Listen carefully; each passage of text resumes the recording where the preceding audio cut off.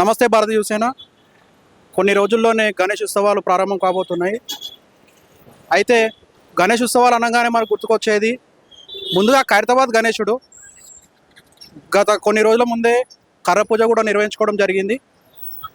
ఈ విశేషాలన్నీ తెలియజేయడానికి మనతో పాటు ఖైరతాబాద్ గణేష్ ఉత్సవ చైర్మన్ రాజ్ కుమార్ అన్నగారు ఉన్నారు. ఒక్కసారి విశేషాలు అడిగి తెలుసుకుందాం. ఈసారి ఏ రూపంలో మనకు విఘ్నేశ్వరుడు దర్శనం ఇస్తున్నాడు, ఇంకా ఈ పనులు ఇంకా స్టార్ట్ అయ్యి కొద్ది రోజుల్లోనే స్టార్ట్ అయినాయి, అప్పటి వరకు ఎంతతో ఎలా చేస్తారనేది ఒకసారి చైర్మన్ రాజ్ కుమార్ అన్నతో అడిగి తెలుసుకున్నాం. అన్న నమస్తే. నమస్తేనా అన్న, ఈసారి ఖైరతాబాద్ వినాయకుడు ప్రత్యేకత ఏముందన్న? ఈ సంవత్సరం మనము 72వ సంవత్సరం సెలబ్రేట్ చేస్తూ ఉన్నాము. మరి ఈ సంవత్సరం చూసినట్టయితే పంచముఖ సంకటహార వినాయకుడిని తయారు చేస్తూ ఉన్నాము. ఒకవైపు మీరు చూసినట్టయితే మొదటి జ్యోతిర్లింగం సోమనాథ జ్యోతిర్లింగము, మరొక వైపు మీరు చూసినట్టయితే కలకత్తాలో వెలిసినట్టు కాళికా అమ్మవారు దర్శనం అవుతా ఉన్నాడు. 5 తలలు, మరి 5 సర్ఫాలు, మరి 10 హస్తాలతో ఈ సంవత్సరము ఖైరతాబాద్ వినాయకుడు పంచముఖ సంకటహార వినాయకుడిని తయారవుతా ఉన్నాడు. మనకు జూన్ 25వ తేదీ కర్ర పూజతో పనులు మొదలుపెట్టాము. మరి ఈ సంవత్సరం కొంచెం లేట్ అయింది, బట్ ఇన్ టైం 2 రోజుల ముందు రెడీ అయ్యే విధంగా మేము ప్రయత్నం చేస్తూ ఉన్నాం. అన్న, ఈసారి మెటీరియల్ ఎక్కడి నుంచి తెస్తున్నారు? కళాకారులు వాళ్ళే ఉన్నారా, ఏమన్నా చేంజ్ చేయడం జరిగిందా? లేదండి, వీళ్ళు ఎవ్రీ ఇయర్ చేసే వాళ్ళు ఉంటారు. మరి ఈ సంవత్సరం మీరు చూసినట్టయితే మనకు షెడ్ వేసే వాళ్ళు వచ్చి ఆదిలాబాద్ నుంచి వస్తారు, వెల్డింగ్ పనులు అనేది మచిలీపట్నం నుంచి వస్తారు, మళ్ళీ కలకత్తా, ఒరిస్సా, చెన్నై సంబంధించిన కళాకారులు వచ్చి మట్టి పనులను స్టార్ట్ అవుతాయి. మనము ఇది వినాయకునికి రాజస్థాన్ క్లే అనే పౌడర్ని వాడతాము. అది ఎప్పుడైతే వాటర్ మిక్స్ కాగానే బంగమట్టి రూపం అవుతుంది. బంగమట్టి అయిన తర్వాత దాంట్లో వరి గడ్డి, వరి పొట్టు, జూట్ బ్యాగ్, రా మెటీరియల్, ఇసుక ఇవన్నీ కలిపి భగవంతుని మన మట్టిలో తయారు చేస్తూ ఉన్నాము. ఎందుకంటే వర్షం పడ్డా కానీ వినాయక విగ్రహానికి ఎటువంటి డ్యామేజ్ కాకుండా విధంగా మనం అన్ని రకాలుగా ఏర్పాటు చేయడం జరుగుతుంది. అయితే ఇంకా 72 సంవత్సరాలు అంటున్నారు కదన్న, ఈసారి ఎత్తు పెంచడం జరుగుతుందా, కొంచెం తగ్గించడం ఏమైనా జరుగుతుందా? వెళ్ళేటప్పుడు కొంచెం ఇబ్బందులు గురవుతారని, జనాలు ఇబ్బందులకు గురవుతారని, మళ్ళీ వెళ్ళేటప్పుడు కొంచెం క్రేన్కి ఇబ్బందులు అవుతాయని విగ్రహం తగ్గించడం కూడా జరుగుతుందని విన్నాము. ఈసారి ఎన్ని అడుగులు అనుకుంటున్నారన్న? 1954లో మొదలుపెట్టిన వినాయకుడు 2014కి 60 సంవత్సరాలు కంప్లీట్ అయింది. అప్పుడు మేము ఎత్తు తగ్గిస్తా అన్నాం, కానీ ఎవరు ఒప్పుకోలేదు, లేదు ఎత్తు తగ్గించొద్దు అన్నారు. దాని తర్వాత సుమారు 60 నుంచి 70 అడుగుల లోపల మన విగ్రహాన్ని తయారు చేస్తూ ఉన్నాం అనమాట. మనకి వెళ్ళే రూట్లో మన వినాయకుడు 24 అడుగులు ఉంటుంది, మన రోడ్డు వెడల్పు వచ్చి 26 అడుగులు ఉంటుంది. ఎటువంటి ఇబ్బంది కలగదు. మనం కూడా ఏంటంటే రోడ్కి ఇబ్బంది కలగకుండా హైట్ని ఒకే విధంగా ఉంచే విధంగా చేసి ఈజీగా వెళ్ళే విధంగా నిమజ్జనం కూడా కష్టం కలగకుండా రెడీ చేస్తూ ఉన్నాం. మనం ఏంటంటే అన్ని రకాలుగా మెజర్మెంట్ క్యాలిక్యులేషన్ చేసి ఇస్తూ ఉన్నాం.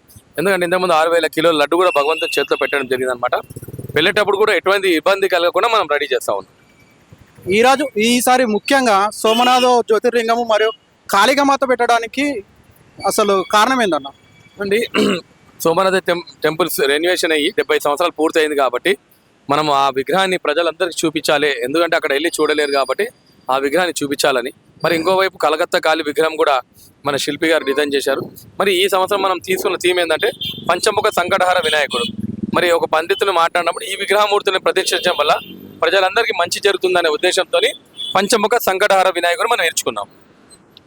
ప్రభుత్వం నుండి ఈసారి ఏదైతే ఏర్పాట్లు ఉన్నాయో సహకారం ఎలా దొరుకుతుందన్న? గణేష్ ఉత్సవ కమిటీ అధ్యక్షుడు దానం నాగేందర్ గారు, శిల్పి గారు, అదేవిధంగా కన్వీనర్ సందీప్ రాజ్ గారు, మరి వీరు మెయిన్ లీడ్ ఉంటారు అన్నిట్లో. మరి అదేవిధంగా విష్ణువర్ధన్ రెడ్డి గారు, చింతల రామచంద్రరెడ్డి గారు, విజయరెడ్డి గారు, ముఖ్యంగా సంటమేశ్వర కిషన్ రెడ్డి గారు, మరి ఇక్కడ బస్తీ పెద్దలందరి సహకారంతో అందరినీ కోఆర్డినేట్ చేసి ఈ ఉత్సవాలను ఘనంగా చెప్తున్నాము. మరి గణేష్ ఉత్సవ కమిటీ అధ్యక్షుడు దానం నాగేందర్ గారు, వారితో పాటు పొన్నం ప్రభాకర్ గారు, మరి ఇంతకుముందు మేయర్ ఉండే విజయలక్ష్మి గారు, అదేవిధంగా ఇంతకుముందు తలసాని శ్రీనివాస్ యాదవ్ గారు ఉండే, వీరందరూ ప్రభుత్వ పరంగా మాకు అన్ని రకాలుగా అన్ని డిపార్ట్మెంట్స్తో సమన్వయం కలిపి మాకు ఇక్కడ వచ్చే భక్తులకు ఎటువంటి ఇబ్బంది కలగకుండా ప్రభుత్వం సంబంధించిన అన్ని డిపార్ట్మెంట్ వారితో ఇక్కడ కోఆర్డినేషన్ చేసి ఆర్ఎన్బి వారు కావచ్చు, water works, municipal, forest department, అట్లా ముఖ్యంగా పోలీస్ సిబ్బంది అందరు కోఆర్డినేట్ చేసి వచ్చే భక్తులకు ఎటువంటి ఇబ్బంది కలగకుండా అన్ని రకాల మాకు ఏర్పాటు చేయడం జరుగుతూ ఉందన్నమాట. గత కొన్నేళ్లుగా వేలల్లో వచ్చే భక్తులు ఒక 2-3 సంవత్సరాల నుంచి లక్షలలో రావడం జరుగుతుంది అంటున్నారు. ఈసారి వాళ్ళ కోసం మీరు ప్రత్యేక ఏర్పాట్లు ఏం చేస్తున్నారు? మహిళల కోసం, మరీ ముఖ్యంగా మహిళల కోసం, చిన్నపిల్లలను తీసుకొని వచ్చే వాళ్ళ కోసం ఏర్పాట్లు ఏ విధంగా ఉండబోతుంది? చూడండి, మనము ప్రభుత్వ పరంగా మీకు ఇంతకుముందు చెప్పాను, ఆర్ఎన్బి వారి సహకారంతో అన్ని రకాలుగా మనం ఏర్పాటు చేస్తూ ఉన్నాం. వచ్చే భక్తులందరికీ, ఎందుకంటే ఇంతకుముందు మీరు కరోనా కంటే ముందు మీరు చూసినప్పుడు 2020 కంటే ముందు చూసినప్పుడు ప్రజల సంఖ్య అనేది తక్కువ ఉంటుండే, కానీ ఇప్పుడు ఏమైపోయిందంటే ఇంతకుముందు 11 రోజులు ఉన్న వస్తాము, మనం 9 రోజులకి అయిపోయింది. 9 రోజులు 10వ రోజు వినాయకుని పైన షెడ్యూల్ తీయడం జరుగుతుంది. 11 రోజు ఉదయం నిమజ్జనం అవుతుంది. కాబట్టి సంఖ్య అనేది ఇంకా ఎక్కువైందనమాట. సో కాబట్టి ఏంటంటే వచ్చే భక్తులు ఎటువంటి ఇబ్బంది కలగకుండా బ్యారికేడ్సింగ్, మళ్ళీ ఎవరైనా వృద్ధులు వస్తే మధ్యలోకించి పంపించడము, నాకు అన్ని రకాలుగా ఏంటంటే మేము ఏర్పాట్లు అనేది చేస్తున్నాం. వచ్చే భక్తులు ఎటువంటి ఇబ్బంది కలగకుండా దర్శించుకొని వెళ్ళే విధంగా అన్ని రకాలు ఏర్పాటు చేస్తా ఉన్నాం. దాదాపు ప్రభుత్వ పరంగా 60 కెమెరాస్ పెడతారు. గణేష్ ఉత్సవ కమిటీ ఆధ్వర్యంలో కూడా 30 నుంచి 40 కెమెరాస్ పెడతాము. ఇక్కడ వచ్చే భక్తుడు ఇట్లా రైల్వే గేట్ లోపలికి వచ్చి భగవంతు దర్శించుకొని వెళ్ళే వారు కూడా వాళ్ళు ఖచ్చితంగా సర్వే లైన్స్లో ఉంటారు. ఇంకోటి నేను చెప్పేది ఏంటంటే వచ్చే భక్తులు ఖచ్చితంగా మీ కార్లు వెహికల్స్ కాకుండా ఆర్టీసీ కావచ్చు, ఎంఎంటీఎస్ కావచ్చు, మెట్రోలో వస్తే మీకు పార్కింగ్ చుట్టుపక్కల సౌకర్యం కొంచెం కష్టం ఉంది.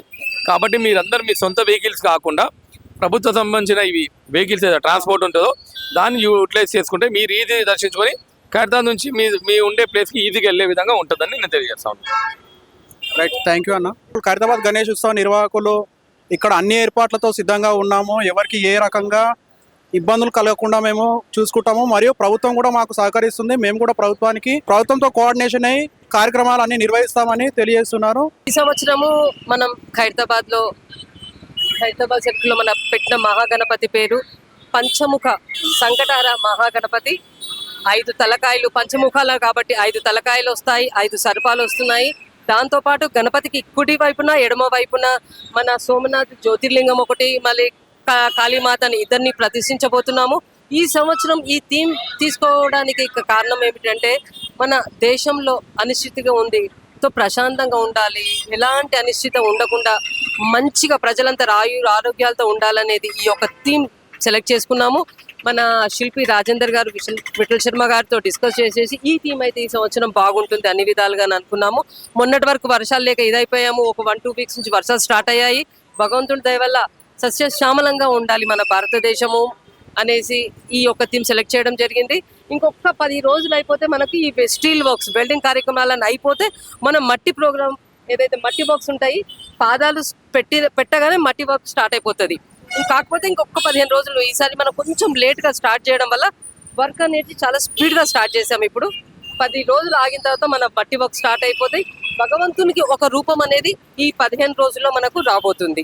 ఇక మిగతా మీరు అడుగుతున్నారు మిగతా ఫెసిలిటీస్ ఎలా అంటే, ఒక్కసారి భగవంతుని కార్యక్రమాలు స్టార్ట్ అయిన తర్వాత ఈ ఫెసిలిటీస్ ఎలా ఉండాలి వాటన్నిటి మీద మేము చర్చించుకొనేసి అది మీ ముందు పెడతామండి. Thank you.